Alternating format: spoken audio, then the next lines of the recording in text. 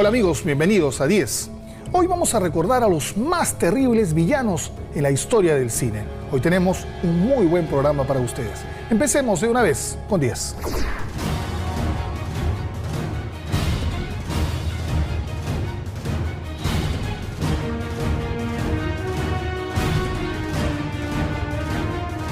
Hay infinidad de villanos como películas tiene el cine, pero no todos son destacables. Para que un villano nos cautive provocando odio o miedo, debe tener matices, ser perverso, amoral, escalofriante y cuanto más oscuro mejor. Hans Gruber, por ejemplo, el frío y calculador adversario de John McClane, es decir, Bruce Willis en la primera entrega de Duro de Matar, era un malo sofisticado que estuvo a la altura del héroe. Jack Nicholson interpretó magistralmente al coronel Jessup en Cuestión de Honor, al lado de Tom Cruise y Demi Moore. Y ya que hablamos de Nicholson, inolvidable su personaje de Jack Torrance en The Shining o El Resplandor. El legendario Lex Luthor, incansable enemigo de Superman, fue encarnado por dos grandes actores. En los 70 Gene Hackman y luego Kevin Spacey. Spacey interpretó al impredecible Kyle Soze en Sospechosos Comunes y a John Doe en Seven o Los Siete Pecados Capitales al lado de Brad Pitt y Morgan Freeman. Al margen de que sea villano, que sea bueno, malo o más o menos, lo importante es que el personaje cumpla con sus objetivos, que logre convencer, que sea auténtico, que sea verdadero. Es muy divertido, hay mucho más libertad para jugar cuando uno hace de un villano, porque es conseguir lo que uno quiere e intentar darle la contra al bueno, por así decirlo, ¿no? El Hombre Araña también tuvo un gran contendor en El Duende Verde, ese científico alterado interpretado por Willem Dafoe. Y Christopher Lee fue el poderoso mago Saruman en la trilogía de Tolkien El Señor de los Anillos y el Conde Dooku en La Guerra de las Galaxias. Y hablando de guerras, no podemos olvidarnos del despiadado coronel William Tabington de El Patriota, un villano con una increíble sangre fría frente a Mel Gibson. Otro militar sanguinario fue el capitán Vidal de El Laberinto del Fauno, en la que el español Sergei López nos causó pavor solo con su cruel mirada. Tampoco podemos olvidar a otro español que se llevó el Oscar, Javier Bardem, que interpretó a un astuto criminal en Sin Lugar para los Débiles. What's this about? I need you to step out of the car, sir. What is that for? Will you hold still, please? En general, si queremos ver una buena película, el villano no debe ser absolutamente malo. O sea, las cosas que hace deben ser villaniles, por así decirlo. O sea, deben oponerse estas cosas al héroe, pero lo ideal es que el villano tenga conflicto interno. Que el villano no sepa que es villano, que no se considere a sí mismo un villano. Elegir a los mejores villanos no es tarea fácil. ¿Quién fue el más malvado, tenebroso, odioso, el que nos dejó paralizados en las butacas? Quizás Joe Pesci como Tommy DeVito en Buenos Muchachos, Anthony Perkins como Norman Bates en Psicosis de Alfred Hitchcock, Malcolm McDowell como Alice Delarge en La Naranja Mecánica, o Chucky, el muñeco diabólico, el Jason de aquel Viernes 13 y Freddy Krueger en Una pesadilla en Elm Street. Los dejamos con los 10 más terribles villanos en la historia del cine.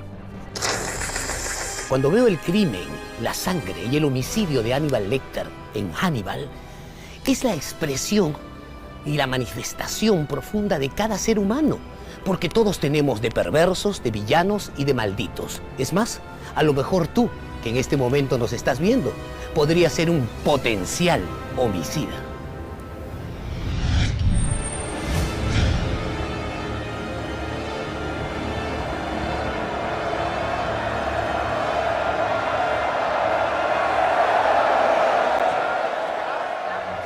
Su estreno en las salas de cine no solo significó la resurrección de un género casi olvidado, tanto así que muchos pronosticaban un fracaso, pues pensaban que nadie se interesaría en ver a unos romanos usando faldas cortas en un coliseo.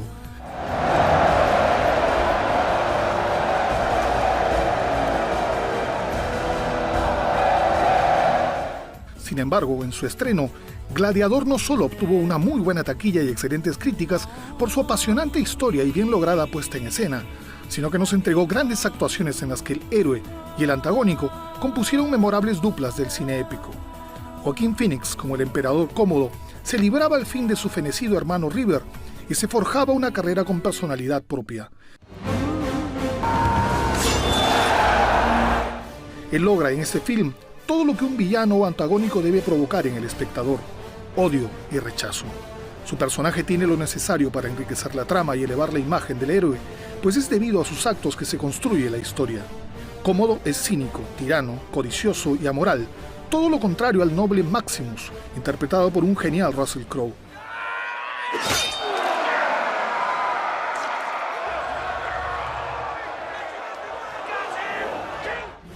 Gladiador nos transporta al antiguo imperio romano, en el que el viejo emperador Marco Aurelio decide transferir el poder a su protegido Maximus, heroico general de sus ejércitos, dejando de lado a su ambicioso hijo Cómodo. Enterado de los planes de su padre, Cómodo lo asesina a sangre fría.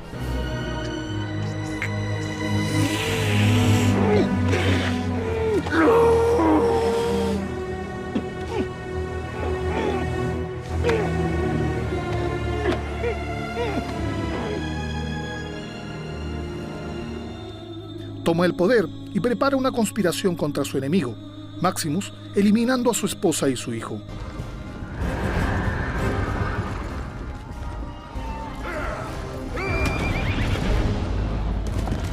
Cuando Maximus llega a su finca, encuentra el terrible cuadro de ambos asesinados. Luego es esclavizado, vendiéndolo a un entrenador de gladiadores. Así regresará a Roma buscando venganza.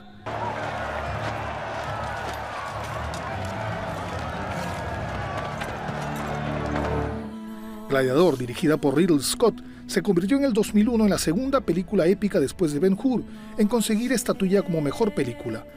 And the Oscar goes to Gladiator.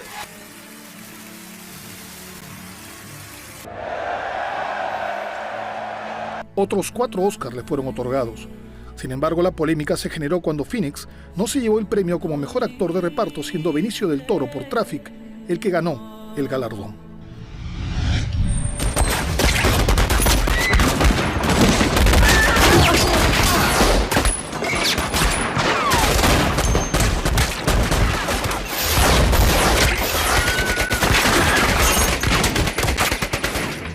Su rostro inalterable, pero con ojos muy expresivos que derrochan maldad, nos remite inmediatamente a un cruel y narcisista oficial nazi especialista en cazar judíos. Christoph Waltz es el nombre de este austriaco cuya carrera dedicada al teatro y la televisión cambiaría después de conocer al extraordinario director Quentin Tarantino, quien lo reclutaría para la estupenda película Bastardos sin Gloria.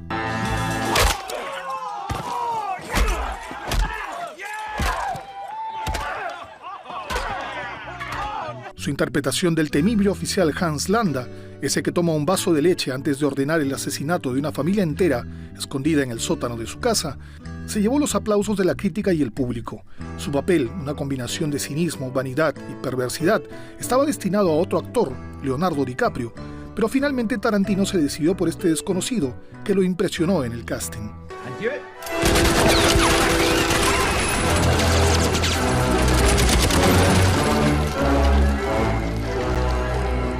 Tarantino no pudo sentirse más satisfecho de su elección, pues declaró que el astuto Hans Landa no solo era el mejor personaje que había creado, sino que Christoph Waltz le había hecho la película con su memorable caracterización, ya que consideraba un papel muy difícil de interpretar, debido a que además de ser odiable, tenía que tener un cierto encanto. Para encarnar al coronel nazi, el actor nacido en Viena, Austria, y que también tiene la nacionalidad alemana, tuvo que demostrar su habilidad políglota, ya que habla con fluidez inglés, francés, italiano, además de su lengua materna, el alemán, elemento crucial usado en la cinta para capturar a sus presas. Alors, comment se fait-il que le jeune soldat et vous ayez fait connaissance? Oui.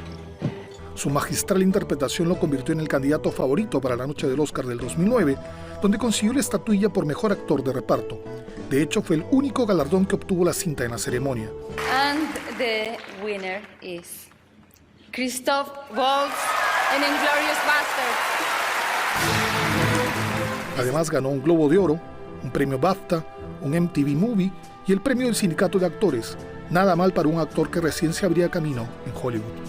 Como dijimos antes, Waltz se ha convertido en uno de esos actores que nos remite inevitablemente a alguien malo, ya que ha continuado interpretando el papel de antagónico en cintas como Agua para elefantes, en donde encarna a August, el insensible dueño de un circo, un celoso enfermizo que nuevamente se gana el odio de todos, y también lo hemos visto en cintas como El Avispón Verde, como el mafioso ruso Chudnovsky, y en la nueva versión de Los Tres Mosqueteros como el cardenal Richelieu.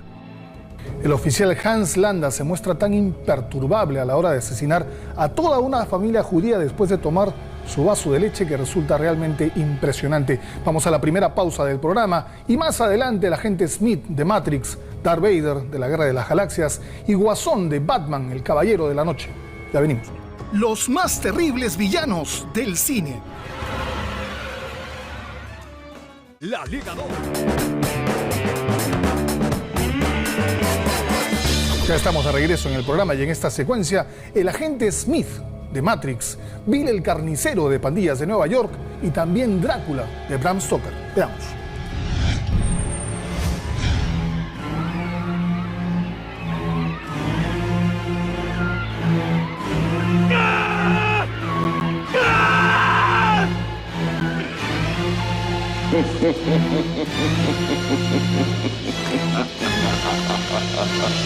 Camaleónico, versátil y con una carrera fascinante, el Oscar le ha sido injustamente esquivo.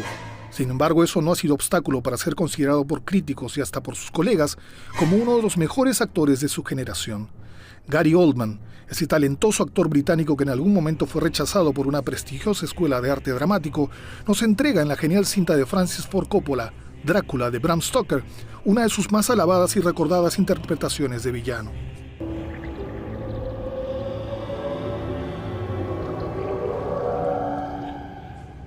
En esta cinta de 1992, una de sus primeras aventuras en el cine hollywoodense, encarna a un antiguo caballero rumano que al renunciar a la iglesia y beber de la sangre que emana de la cruz, se vuelve el inmortal conde Drácula, jurando reencontrarse un día con su suicida amada.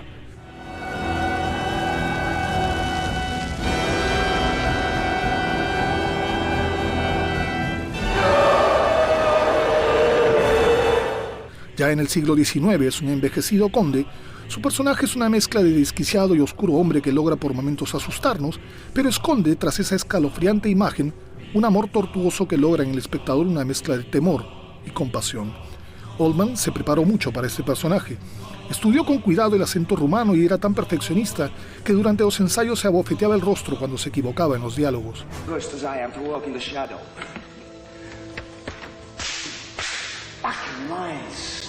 Asimismo, pedía repetir la escena cuando olvidaba alguna frase para poder plasmar toda la intención que quería darle a ese momento.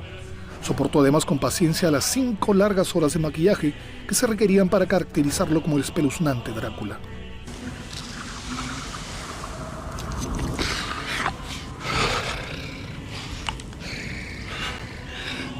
Acompañado de un buen reparto de actores como Anthony Hopkins, Winona Ryder y Keanu Reeves, esta cinta se volvió una de las más taquilleras del año, cambiando además por completo el concepto del vampiro con su preconcebido smoking con capa incluida, a un personaje mucho más humanizado y fastuoso.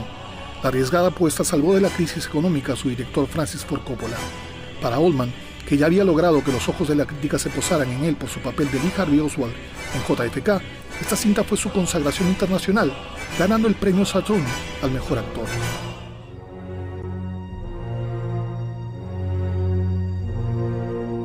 La carrera de Oldman ha sido un tanto irregular pero cargada de matices.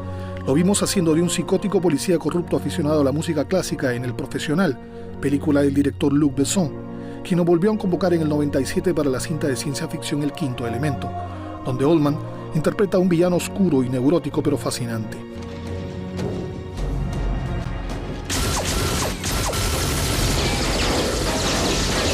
En ese mismo año se convirtió en un temible terrorista que secuestra a la familia del presidente de los Estados Unidos, interpretado por Harrison Ford, en Avión Presidencial. En el 2002 se vuelve a someter a largas horas de maquillaje para interpretar al desfigurado y enajenado Mason Verger en Hannibal. Finalmente es también resaltante su interpretación del déspota Carnegie en la cinta post-apocalíptica El Libro de Eli. Oldman es del tipo de actores que se ve diferente en cada película y aunque ha sido un malo recurrente, ninguna interpretación ha sido similar a la otra. Ya sea que interprete a un psicótico, un asesino en serie, un pervertido o un oscuro conde, Oldman siempre actúa estupendamente. Por eso su presencia en una cinta ya es motivo para ir a verla.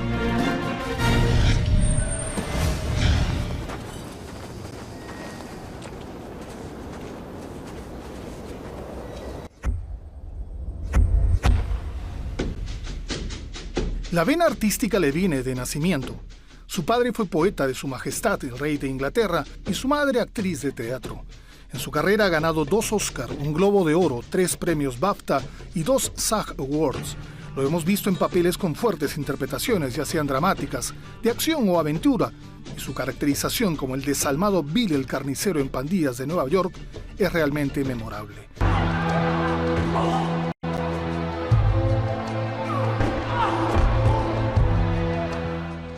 Daniel Day-Lewis se hizo conocido con su papel de Christy Brown, el admirable discapacitado en Mi pie izquierdo, y desde entonces ha sido considerado uno de los actores de cine con más talento a nivel mundial.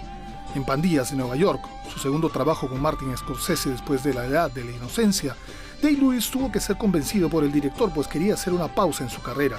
Finalmente aceptó cuando leyó el guión y porque era un proyecto pendiente desde su primer trabajo juntos. La cinta nos traslada a la Nueva York de 1863. La ciudad está dominada por la corrupción política y la guerra entre bandas provoca muertos y disturbios. En este contexto, el joven inmigrante irlandés Amsterdam Ballon, o sea Leonardo DiCaprio, quiere vengarse de William Cutting, el líder de la pandilla de nativos americanos más conocido como Billy el Carnicero, el hombre que mató a su padre, el sacerdote interpretado por Liam Neeson.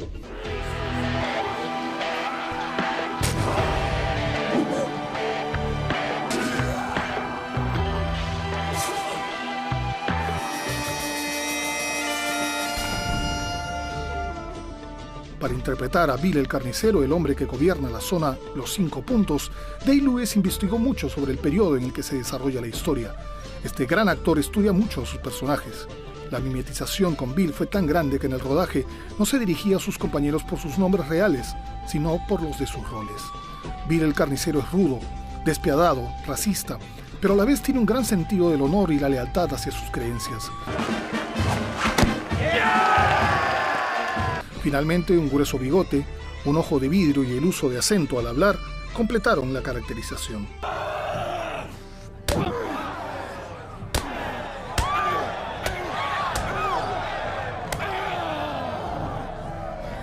Pandillas de Nueva York recibió muy buenas críticas, así como las actuaciones de Day-Lewis y DiCaprio. La cinta fue nominada a 10 premios Oscar, pero no obtuvo ninguno. Antipatías de Hollywood hacia Scorsese.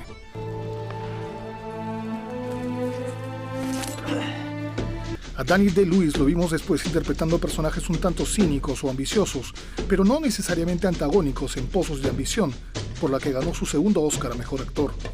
Ella prepara una tercera colaboración con Scorsese, que es conocido por repetir el plato con intérpretes a los que admira, convirtiéndolos en sus fetiches. La cinta llamada Silence se estrenará el 2013 y es muy esperado también su papel en Lincoln, en donde encarnará al expresidente norteamericano. Las fotos de la nueva cinta de Spielberg ya se han filtrado en internet, creando gran expectativa.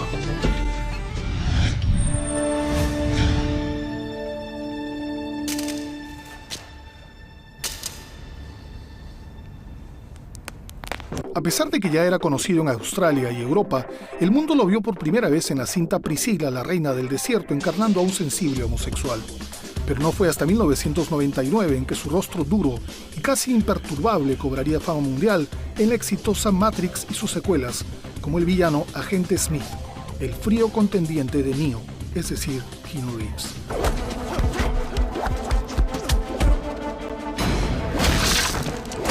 Esta trilogía fue una revolución cinematográfica no solo por la estética y efectos especiales, sino también por los elementos narrativos basados en una historia con bases filosóficas y argumentos innovadores.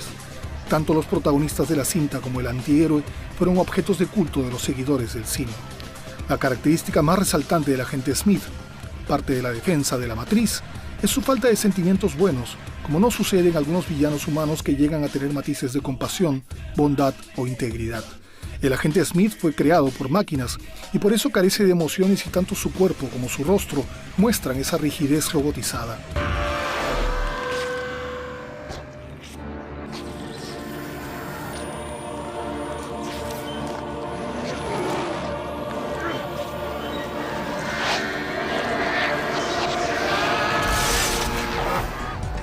Parte de esa presentación es su vestimenta, que nunca varía en la trilogía.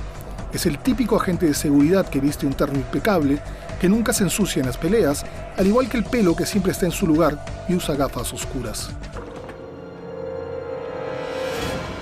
Hugo Weaving tuvo una intensa preparación física y mental para las escenas de las peleas, que no solo requerían de exactas coreografías, por lo que tuvo que aprender artes marciales con el diseñador de secuencias de pelea de Jackie Chan y Jet Li, Yuen Woo-ping, sino que debía estar constantemente colgado de cables que tuvo que dominar. Eso tomó 5 meses de preparación.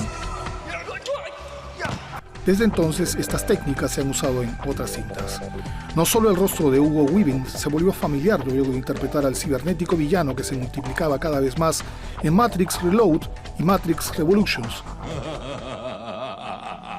Su voz dio vida a varios personajes animados en Transformers, en la que fue el villano Megatron. También actuó en El Capitán América, donde encarnó al terrible oficial nazi Johann Smith, y en V de Vendetta, donde interpretó a un antihéroe temido por unos y admirado por otros. A pesar de que no le vimos el rostro, el actor desarrolló una expresión corporal que transmitía los cargados sentimientos debajo de esa escalofriante máscara. La escena en la que Keanu Reeves se mete dentro del cuerpo del agente Smith en Matrix y lo destruye es absolutamente inolvidable. Vamos a la publicidad y más adelante las maldades de Darth Vader, también de Hannibal Lecter y del Guasón, entre muchos más. Esto es 10. Los más terribles villanos del cine.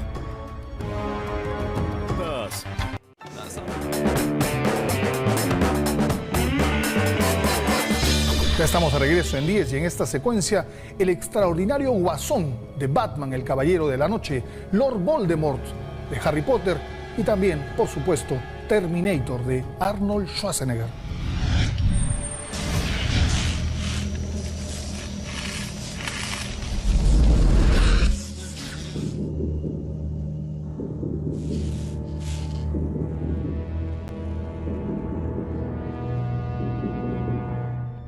Era el modelo T-800, una máquina letal e implacable que llegó del futuro para asesinar a la madre del líder de la Resistencia. A pesar de que tenía forma humana, era un cyborg que poseía una fuerza descomunal y no dudaba en destrozar al que se cruzara en su camino.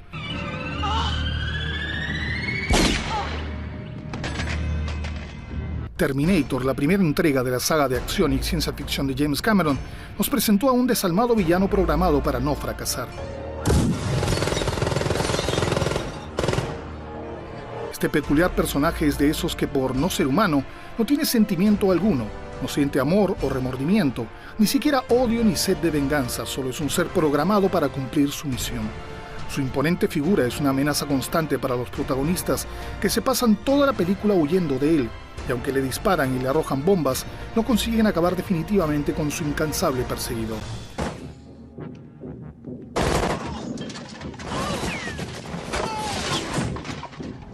La trama transcurre en 1984. El T-800 es enviado del futuro para acabar con Sarah Connor, madre de John Connor, el líder de la resistencia humana contra las máquinas que, dirigidas por Skynet, ha tomado el poder en el año 2029.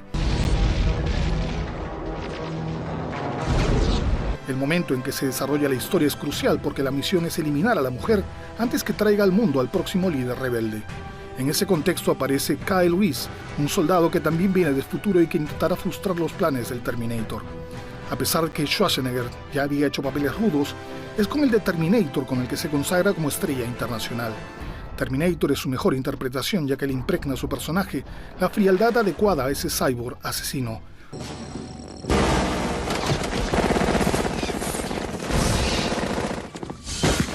Terminator también fue innovadora en el uso de efectos especiales desconocidos hasta entonces, además de los bien logrados animatronics del entonces poco conocido Stan Winston, que con sus diseños ayudó a mostrar la frialdad del villano.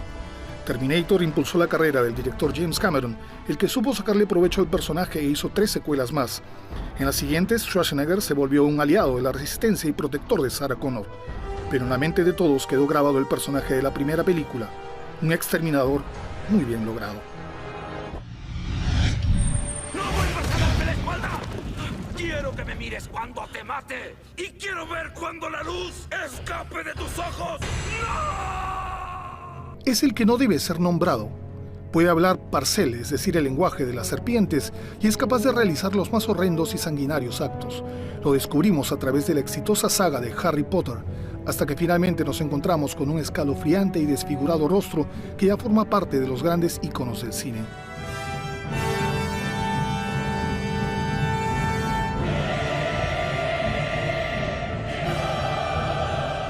Su maldad tiene origen desde su concepción, pues no nació del amor, sino producto de una pócima que su madre le dio a su padre, que luego la abandonó estando embarazada.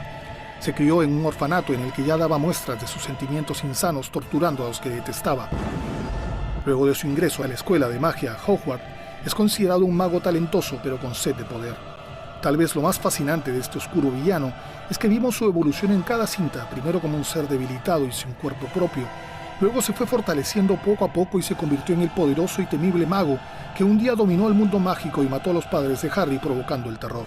Digitally removed his nose, or rather diminished his nose, flattened it like that of a snake, and instead of traditional human nostrils, created slits. Lord Voldemort, o el Señor Oscuro, encarnado por el genial Ralph Fiennes a partir de Harry Potter y el Cáliz de Fuego, es la representación pura del mal. Desea la inmortalidad porque a través de ella su fuerza y poder serían absolutos. Fiennes le dio al personaje de J.K. Rowling una mezcla de maldad y oscuridad, haciéndolo menos terrenal. Su mirada transmite sadismo y odio al eliminar a sus víctimas y se deleita conjurando sus maldiciones y haciendo sufrir a quienes los rodean. Voy a destruirte. No. Si hablan de ti, hablarán solo de cómo me suplicaste morir. Fiennes dudó en aceptar el papel del Señor Oscuro, pues no sabía si era capaz de demostrar tal grado de maldad, y tuvo que prepararse mucho para darle la oscuridad y energía negativa que irradiaba el mago. One of the things that made me want to do the role was Mike Newell showing me these drawings, artwork about the suggested looks of Voldemort. I got a real buzz off it, and then that's pretty much when I thought, oh, this would be cool to do. Pero Lord Voldemort no es su primer papel antagónico. Recordemos a Fiennes en una brillante interpretación del sádico comandante nazi Amon Goth en La lista de Schindler en 1993, por la que recibió su primera nominación al Oscar. Y el 2002 interpretó al traumatizado asesino en serie Francis Dolarhyde en la película Dragón Rojo, precuela del Silencio de los Inocentes.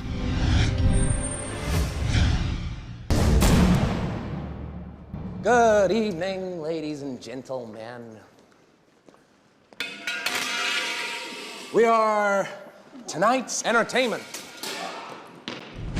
Es considerado uno de los villanos más influyentes y peligrosos en la historia de los cómics, y no es para menos, porque hablamos de un sujeto mentalmente trastornado.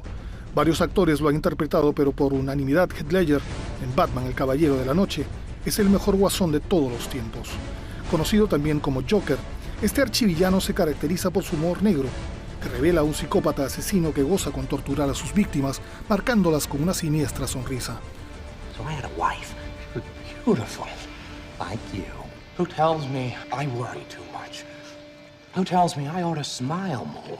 So I stick a razor in my mouth and do this. Now I see the funny side. Now I'm always smiling. A little fight in you. I like that. And you're gonna love me. Parece un payaso, pero con un maquillaje más grotesco y aterrador. Sus símbolos son el naipe comodín y su pintoresca vestimenta es de color morado.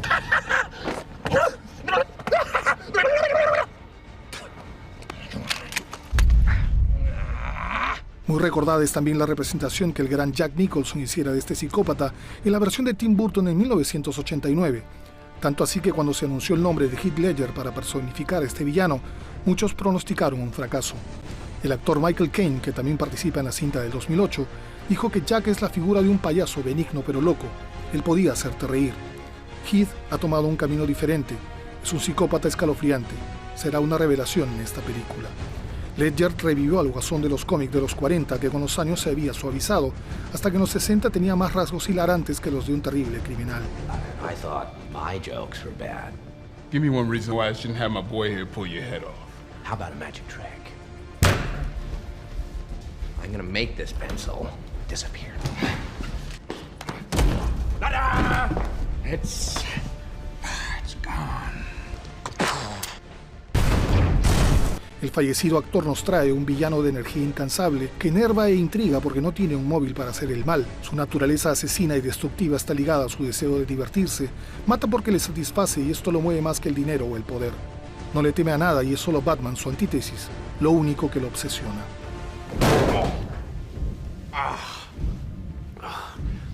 Never start with the head. The victim gets all fuzzy. He can't feel the neck. See? You wanted me. Here I am. Ganador de un Oscar póstumo por su encarnación escalofriantemente sádica del villano en el 2008, Ledger decidió interiorizarse en el personaje al estilo de Daniel Day-Lewis. Por eso leyó las historias que le dieran el perfil de este criminal. Luego decidió salir de su lujosa casa para vivir durante un mes solo en un hotel barato, buscando en ese ambiente lúgubre un lugar que le ayudara a darle forma a su caracterización. Buscó en su psicología y ensayó voces, posturas y gestos.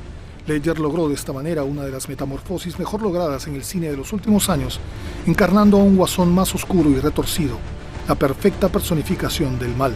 Después el actor quedaría con agudas secuelas de insomnio y ansiedad debido al desgaste físico y mental que implicó interpretar al guasón, cuadro que nunca pudo superar y que lo llevaría a la muerte. El guasón de Jack Nicholson fue buenísimo, pero la interpretación de Heath Ledger en la última versión de Batman es realmente extraordinaria. Vamos a la publicidad y venimos con Hannibal Lecter, Darth Vader y un plus realmente aterrador. Ya venimos. Los más terribles villanos del cine.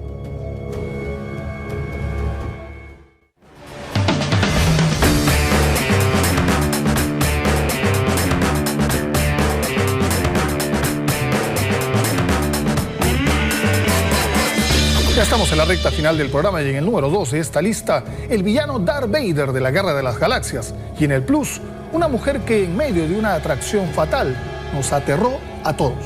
Veamos.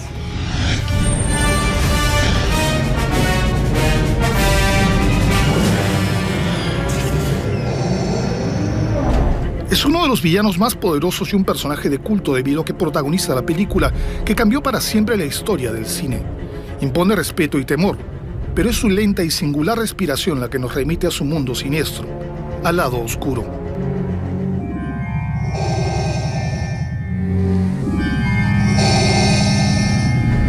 Darth Vader es un Sith al servicio del emperador Palpatine, el que lo reclutó al sentir que la ira y el temor de perder a sus seres queridos lo dominaban, pese a lo que su entrenamiento Jedi le había enseñado. Creado por George Lucas y diseñado por Ralph McQuarrie, fue el villano más venerado de la historia tras la Guerra de las Galaxias en 1977.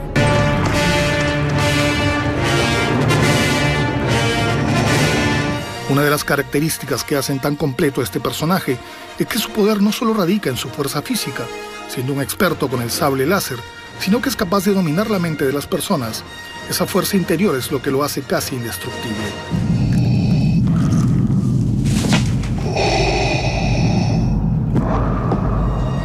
Lucas fue muy cuidadoso en definir cómo sería físicamente este villano. Debía ser misterioso, imponente y escalofriante. Por eso se inspiró en la vestimenta de los guerreros samuráis de la milenaria cultura japonesa, mientras que el casco se creó a partir del que usaban los alemanes en la Primera Guerra Mundial. Luego escogió a David Prowse, un británico levantador de pesas de casi 2 metros de altura, para meterse dentro del traje, y para la profunda y gruesa voz convocó al fabuloso actor James Earl Jones. Ya tenían el traje, el actor y la voz, pero el director quería imprimirle un detalle más, algo que lo hiciera único y que inspirara verdadero temor. Decidieron entonces añadir el sonido de la respiración, que fue creado por un ingeniero de sonido respirando a través de un snorkel. Así el temible espectro negro estaba completo.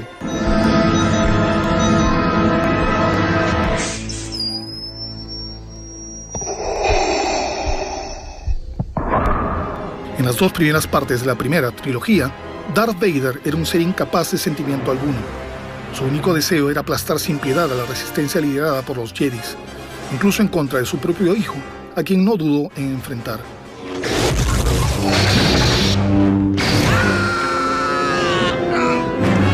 No, I am the Father. Solo al final de esta saga pudimos ver que en esa encarnación del mal aún existía algo de nobleza.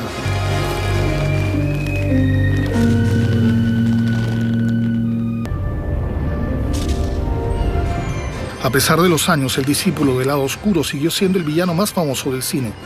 Prueba de eso es que su figura no solo se ha plasmado en cuanto merchandising fuera posible, sino que su cabeza se encuentra tallada en la Catedral Nacional de Washington a manera de gárgola.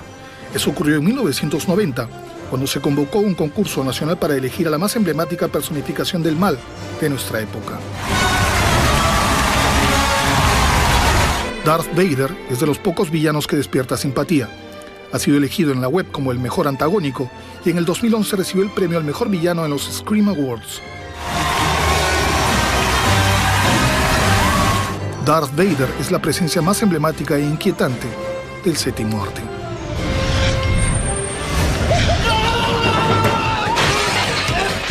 Su presencia en la pantalla fue la pesadilla de los hombres infieles. Tras su sofisticada imagen de mujer de mundo y segura de sí misma, se reveló una mujer obsesiva y un ser feroz, capaz de llegar hasta las últimas consecuencias con tal de quedarse con el hombre que le quitaba el sueño.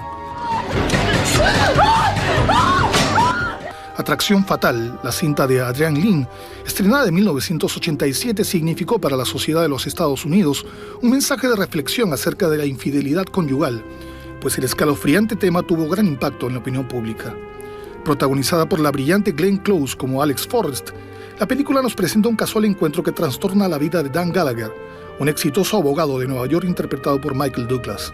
Tras un viaje de su esposa y su hija, Dan se deja seducir por la provocadora Alex, pero luego de su apasionado affair, ella no quiere terminar la relación y usa todo tipo de armas para retenerlo, entrando en un peligroso juego en el que más de uno saldrá herido.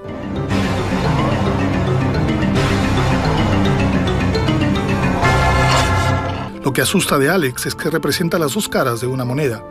Por un lado es una mujer moderna en busca de una satisfacción breve y sin complicaciones, pero por otro es un ser obsesivo, asfixiante y peligrosamente agresivo que usa el chantaje como arma para conseguir lo que quiere.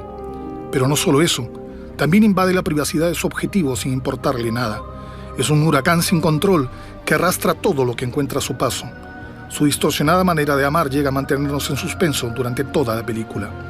La bipolaridad de Alex es evidente, pasa de la depresión a la furia, de la calma al instinto asesino. Escenas inolvidables como la de un cuchillo en mano con un rostro desencajado o el sacrificio de un conejo hicieron que la platea se sorprenda ante semejante maldad. Pero Glenn Close también ha sabido ser una mala sofisticada y elegante. En el 88 la vimos encarnando a la maquiavélica marquesa de Merteuil en Relaciones Peligrosas, en donde la actriz es una aristocrática manipuladora que destruye vidas solo por diversión. Así la veamos moverse sutilmente entre la realeza o como la desquiciada Alex Forrest, Glenn Close es una villana fácil de odiar, pero sobre todo de mucho temer. Dr. Hannibal Lecter.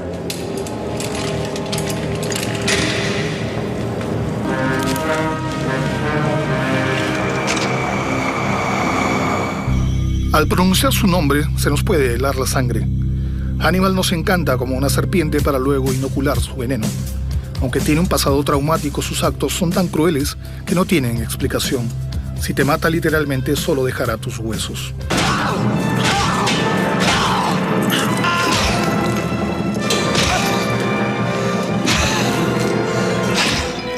Hannibal Lecter es el villano más inteligente, inquietante y malignamente seductor que se ha mostrado en la gran pantalla. Es imposible no tenerle miedo, pero a la vez provoca cierta admiración. Aunque se hizo conocido literalmente a través de la pluma de Thomas Harris, es el director Jonathan Demme el que en 1991 nos presentó su imagen en el cine. Un veterano, Anthony Hopkins, se encargó de transmitirnos con su mirada penetrante y sonrisa retorcida la carga emocional y la maldad que el personaje requería. Throw me with your acumen. It excites him. Most serial killers keep some sort of trophies from their victims. I didn't. No. No, you ate yours. Lo más interesante de la obra de Harris fue que el asesino habla y nos permite conocerlo, no solo a través de sus atrocidades, ya que la mayoría de cintas sobre asesinos seriales solo relatan sus crímenes y solo al final conocemos el motivo de sus perversiones. Lo que sorprende de Hannibal es que es un hombre culto, refinado, de buenos modales y adecuado comportamiento, amante de la música clásica y la buena lectura. Astutamente usa todos esos atributos para envolver a sus víctimas. Pero quizá lo que más impacta de este asesino en serie es su escalofriante gusto culinario. Cuando ya tiene a su presa, se transforma en un despiadado asesino que termina comiéndose a su víctima.